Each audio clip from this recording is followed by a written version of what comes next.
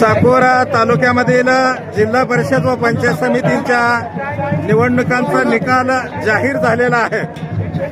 यामध्ये आम्ही पहिल्या मुलाखतीमध्ये जे म्हणलं होतं की आता श्रीकृष्ण अर्जुन असे सुदर्शनजी मुंडे साहेब आपण या ठिकाणी उपस्थित आहेत। साहेब, असं काय यंत्र वापरलं गेलं, असं काय तंत्र वापरलं गेलं की जे अपेक्षित होतं ते तर झालंच झालं, मात्र जे अपेक्षित ज्यांना वाटत नव्हतं ते सुद्धा यश तुम्ही खेचून आणलंय, त्याबद्दल काय सांगाल? नमस्कार।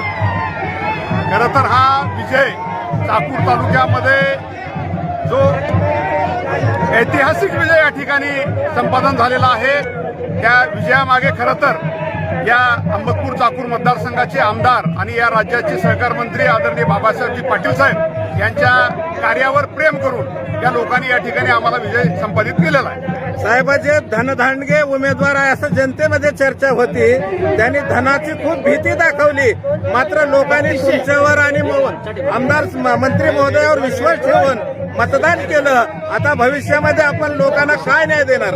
आपण ही निवडणूक खरं आहे धनशक्ती विरुद्ध जनशक्तीची निवडणूक होती।